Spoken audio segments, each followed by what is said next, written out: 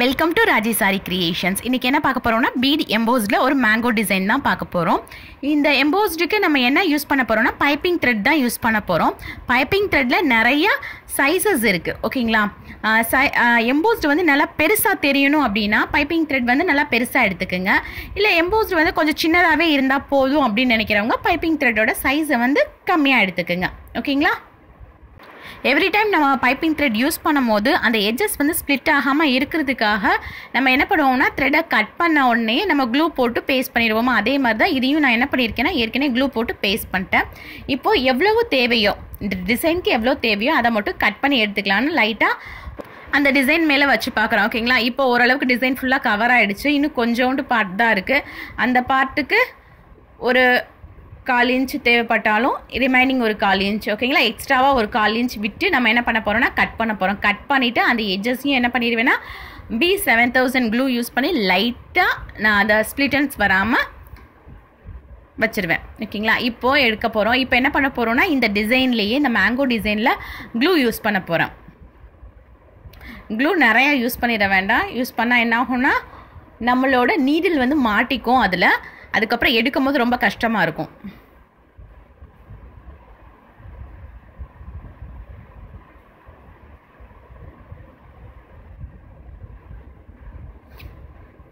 நார்மலாக இந்த க்ளூ வந்து என்ன கலரில் இருக்கும்னா அந்த மாதிரி வாட்டர் கலர், ஓகேங்களா. அந்த மாதிரி தான் கலர்லெஸ்ஸாக தான் இருக்கும். க்ளூ வந்து சரியாக க்ளோஸ் பண்ணலை, இல்லை ரொம்ப நாள் ஃபினிஷ் ஆக போகுது, ரொம்ப நாள் யூஸ் பண்ணிட்டோம் அப்படின்னா லைட்டாக எப்படியுமே ஏர் உள்ளே போயிடும், ஓகேங்களா. அப்படி போச்சுன்னா இது வந்து இந்த மாதிரி லைட் க்ரீன் கலரில் தான் நமக்கு வந்து தெரியும். லைட் க்ரீன் கலர்னால் என்னாச்சுன்னா நல்லா காற்று போகிற மாதிரி நம்ம அந்த க்ளூவை சரியாக டைட் பண்ணாமல் வச்சுருக்கோம் அப்படின்னு அர்த்தம், ஓகேங்களா. இப்போ இந்த டிசைனில் அப்படியே என்ன பண்ண போகிறோம் அப்படின்னா இந்த பைப்பிங் த்ரெட்டை அட்டாச் பண்ண போகிறோம். லைட்டாக ஜென்டலாக வச்சா போதும், ரொம்ப ப்ரெஸ் பண்ணணும்னு அவசியம் இல்லை. ரொம்ப ப்ரெஸ் பண்ணோம்னா என்ன ஆகும், கம் வந்து எல்லா இடத்துலையும் ஸ்ப்ரெட் பண்ண ஆரம்பிச்சிடும். ஓகே, லைட்டாக அந்த ஷேப்புக்கு ஜென்டலாக கொண்டு வந்து லைட்டாக ப்ரெஸ் பண்ணால் போதும். ஏன்னா நம்ம இதுக்கு மேலே ஜிக்ஸாக் ஸ்டிச் போடுவோம் பார்த்தீங்களா, அதனால லைட்டாக இருந்தாலே போதும் அது போடுறதுக்காக. அந்த டிசைன்லேயே அப்படியே கொண்டு போயாச்சு. இப்போ ஃபினிஷ் பண்ணுறோம், ஓகேங்களா. அப்போ எந்த அளவு கரெக்டாக பார்த்துட்டு அந்த இடத்த மட்டும் லைட்டாக கட் பண்ணி விட்ருவோம். இப்போ கட் பண்ணியாச்சு, டிசைனும் நீட்டாக ஃபினிஷ் பண்ணியாச்சு. ஏதாவது ஒரு இடத்துல வந்து கொஞ்சம் டிசைன் சேஞ்ச் ஆகிருக்கு அப்படின்னு தெரிஞ்சிச்சுன்னா இப்போயே லைட்டாக என்ன பண்ணிக்கலாம்னா மூவ் பண்ணிக்கலாம், ஓகேங்களா. அடுத்து ஷூவிங் த்ரெட்.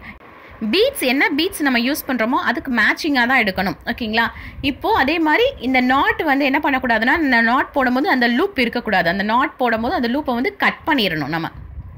அதே மாதிரி இப்போ ஸ்டார்ட் பண்ணும்போது கரெக்டாக எட்ஜஸ்லேருந்து தான் ஸ்டார்ட் பண்ணும், இந்த மாதிரி நடுவில் இருந்து, ஓகேங்களா. இப்போ இதுக்கப்புறமா உங்களுக்கு வந்து பைப்பிங் த்ரெட் அந்த சைடு நிற்கிது பாருங்கள், அப்படி இருக்கக்கூடாது. அப்படி இருந்துச்சுன்னா அதையும் கவர் பண்ணிக்கோங்க. இதுதான் நம்மளோட ஃபர்ஸ்ட் லைனாக இருக்கணும். அந்த அளவுக்கு என்ன பண்ணணும்னா பைப்பிங் த்ரெட்டை நல்லா லாக் பண்ணிக்கணும், ஓகேங்களா.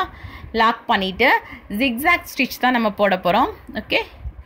ஜிக்ஸாக் ஸ்டிச் போடும் போது நம்ம டிசைன் வந்து சேஞ்ச் ஆகிடக்கூடாது. அப்போ நம்ம என்ன பண்ணணும்னா ஜிக்ஸாக் ஸ்டிச் வந்து ரொம்ப ஜென்டிலாக ஏற்கனவே போட்டிருக்க த்ரெட் வந்து மூவ் ஆகாத அளவுக்கு நம்ம என்ன பண்ணணும்னா போடணும்.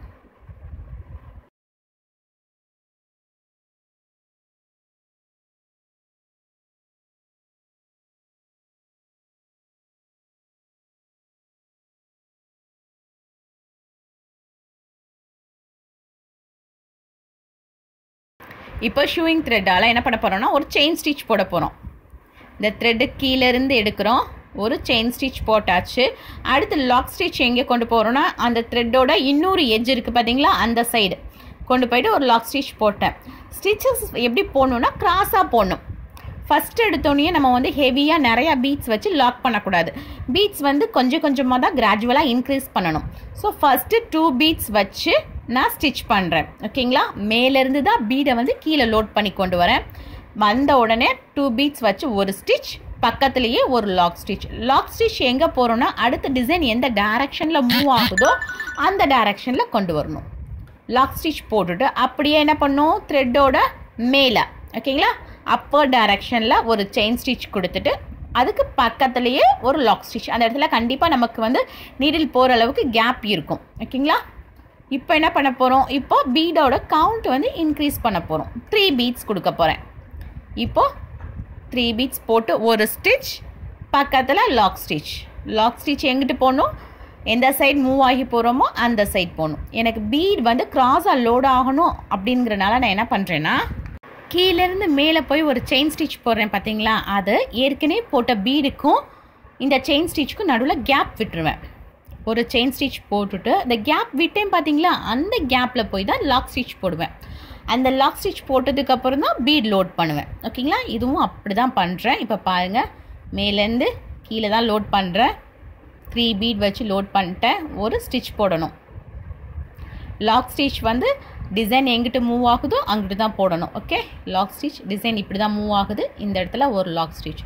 இப்போ பீட் எனக்கு கிராஸாக வரணும். அப்போ கொஞ்சம் கேப் விட்டுட்டேன், தெரியுதா?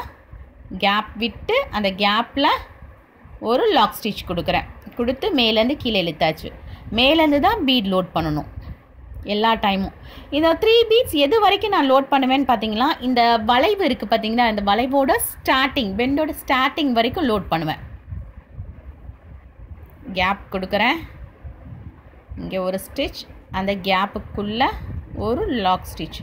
இப்படி கொடுத்தா தான் உங்களுக்கு கிராஸாக வரும். சரிங்களா?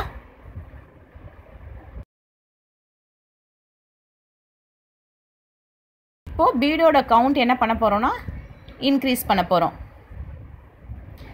பெண்ட் வந்து முடிஞ்சிருச்சு. ஒரு லாக் ஸ்டிச் போட்டு மேலே லோட் பண்ணும்போது முன்னாடி சொன்ன மாதிரி தான் ஒரே டைரக்ஷன்லேருந்து தான் நம்ம லோட் பண்ணணும். ஸ்டிச், அதுக்கு பக்கத்தில் ஒரு லாக் ஸ்டிச் கொடுத்து த்ரெட்டை இழுத்துக்கணும். அதே மாதிரி என்ன கலர் நம்ம சுகர் பீட் யூஸ் பண்ணுறோமோ அதே கலருக்கு மேட்சிங்கில் நம்ம ஷூவிங் த்ரெட்டும் எடுத்துக்கணும். பாருங்கள், இப்படி நான் இங்கே ஸ்டிச் போடும் போது நான் என்ன பண்ணுவேன்னா, நல்லா பீடை பின்னால் தள்ளிப்பேன். ஓகேங்களா, எங்கேருந்து லோட் பண்ண ஆரம்பிக்கிறோமோ அந்த இடத்துல கரெக்டாக நம்ம தள்ளிக்கிட்டால் தான் நம்ம என்ன பண்ண முடியும்னா, பேக்வர்ட் டைரக்ஷனில் பீடை புஷ் பண்ணிட்டு தான் முன்னாடி வந்து ஸ்டிச் போடணும். அப்போ தான் அந்த த்ரெட் இருக்குது பார்த்தீங்களா, பைப்பிங் த்ரெட் ஃபுல்லாக கவர் ஆகும். நெக்ஸ்ட்டு 4 பீட் எடுத்துட்டேன். ஒரு ஸ்டிச், பக்கத்துலேயே ஒரு லாக் ஸ்டிச், அப்படியே ஒரு ஸ்டிச், ஒரு லாக் ஸ்டிச். ஒரு ஸ்டிச்சுன்னு சொல்கிறது இந்த இடத்துல ஒரு செயின் ஸ்டிச், பக்கத்தில் ஒரு லாக் ஸ்டிச். லாக் ஸ்டிச்சுங்கிறது வேறு எதுவும் கிடையாது, செயின் ஸ்டிச் தான். பட் அதோட சைஸ் வந்து ரொம்ப கம்மியாக இருக்கும். ஓகேங்களா, பீட் எடுத்தாச்சு. இப்போ என்ன பண்ண போகிறோன்னா, ஒரு ஸ்டிச் பண்ண போகிறோம். அதுக்கு பக்கத்துலேயே ஒரு லாக் ஸ்டிச் கொடுத்து அப்படியே த்ரெட்டை மேலே கொண்டு வந்துடணும். ஒரு ஸ்டிச், பக்கத்துலேயே லாக் ஸ்டிச் கொடுத்துட்டு அடுத்து இப்படி எடுக்கும் போது கிராஸாக தெரியுதா, இந்த மாதிரி தான் கிராஸாக நம்ம ஃபில் பண்ணிகிட்டே வரணும். நம்ம அந்த வளைவு மேலே இருக்குது பார்த்தீங்களா, ஃபைனலாக ஃபினிஷ் பண்ணும் போது தான் பீடோட கவுண்ட் வந்து அடுத்து வந்து டிக்ரீஸ் பண்ணுறதா இன்க்ரீஸ் பண்ணுறதான்னு பார்ப்போம். அது வரைக்கும் பீட் வந்து இதே 4 கவுண்டிங்ஸ்லேயே நம்ம மெயின்டைன் பண்ணால் பார்க்குறதுக்கு நீட்டாக இருக்கும். நான் யூஸ் பண்ணுறது வந்து டியூலிப் நீடில் 24. ஓகேங்களா, இதே இது நீங்கள் வந்து அயன் நீடில் யூஸ் பண்ணிங்க அப்படின்னா பீடோட கவுண்ட் வந்து நிறையா இருக்கும். ஸோ நம்ம ஒவ்வொரு தடவையும் பீட் வந்து லோட் பண்ணுவோம் பார்த்தீங்களா, அப்படின்னா டைம் வேஸ்ட் ஆகும். அயன் நீடில்னால் உங்களுக்கு டைம் வேஸ்ட் ஆகாது. இல்லை ஃபஸ்ட்டு நான் இப்போ தான் கற்றுக்கிறேன், எனக்கு வந்து நான் டியூலிப் நீடில்லே போட்டு பார்க்கணும் அப்படின்னா நீங்கள் வந்து சைஸ் 24 போட்டிங்கன்னா கரெக்டாக இருக்கும்.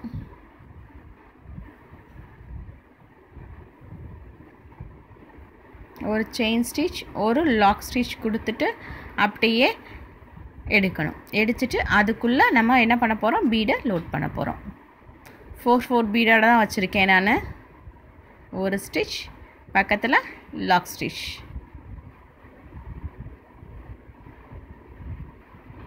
அப்படியே த்ரெட்டுக்கு மேலே கொண்டு போயிட்டு ஒரு ஸ்டிச், ஒரு லாக் ஸ்டிச். ஸ்டிச்சுக்கும் லாக் ஸ்டிச்சுக்கும் ஃபஸ்ட்டு கேப் இருக்கும். அந்த கேப்பில் தான் நம்ம வந்து என்ன பண்ணுவோம், போய் லாக் பண்ணுவோம். லாக் பண்ணாமல் நம்ம வந்து பீடை வந்து லோட் பண்ண முடியும்னா, அப்படி லோட் பண்ணோன்னா உங்களுக்கு வந்து ஒரு கிரிப்னஸ் இருக்காது. ஃபேப்ரிக்காக கடைசியாக இதிலேருந்து ஃப்ரேம்லேருந்து நம்ம கலட்டினதுக்கப்புறம் லூஸாக இருக்கும் உங்களுக்கு. அதனால தான் ஒரு லாக் பண்ணி நம்ம லோட் பண்ணால் அது ஃபேப்ரிக்கில் நல்லா அட்டாச் ஆகிருக்கும். ஓகே, ஒரு லாக், பக்கத்துலேயே லாக் கொடுத்தாச்சு. அப்படியே த்ரெட்டை உள்ளே நோக்கி கொண்டு போகிறோம். உள்ள ஒரு செயின் ஸ்டிச், பக்கத்தில் ஒரு லாக் ஸ்டிச். நார்மலாக பீட் எம்போஸ்ட் பண்ணும் போது என்ன மிஸ்டேக்ஸ் வரும் அப்படின்னா, எம்போஸ்ட் வந்து ஒரு க்ராஸாக பண்ணால் நீட்டாக இருக்கும். பிகினர்ஸ்க்கு வர மிஸ்டேக் என்னென்னா, ஃபஸ்ட்டு 2 க்ராஸ் வந்துடும். அதுக்கப்புறம் அவங்க என்ன பண்ணுவாங்கன்னா, க்ராஸை மறந்துட்டு ஸ்ட்ரைட்டாக போட ஆரம்பிச்சிருவாங்க. ஸ்ட்ரைட்டாக போட்டிங்கன்னா பீட் எம்போஸ்ட் வந்து அந்தளவுக்கு இந்த டிசைனுக்கு கரெக்டாக இருக்காது. க்ராஸாக வந்தால் தான் பார்க்குறதுக்கு நீட்டாக இருக்கும். அது எப்படின்னா, நம்ம வந்து கீழேருந்து மேலே கொண்டு போகிறோம் பார்த்தீங்களா, அந்த இடத்துல கொண்டு போகும்போது ஸ்ட்ரைட்டாக கொண்டு போயிடக்கூடாது. கொஞ்சம் க்ராஸ், அதாவது ஃபஸ்ட்டு ஸ்டிச் பண்ணணும் அப்படின்னு சொன்னோம் பார்த்தீங்களா, அந்த ஸ்டிச்சை வந்து ஸ்ட்ரெயிட்டாகவும், அந்த லாக் ஸ்டிச் போட்டு நம்ம த்ரெட்டை லோட் பண்ண போகிறோம்ல, அது க்ராஸாகவும் கொடுத்துக்கணும். இதே ஸ்டெப் யூஸ் பண்ணி இதை வந்து என்ன பண்ண போகிறோம்னா, ஃபில் பண்ண போகிறோம். எது வரைக்கும் ஃபில் பண்ணுவோன்னா, மேலே அந்த பெண்ட் இருக்குது பார்த்தீங்களா, அதுக்கு முன்னாடி வரைக்கும் ஃபில் பண்ணுவோம்.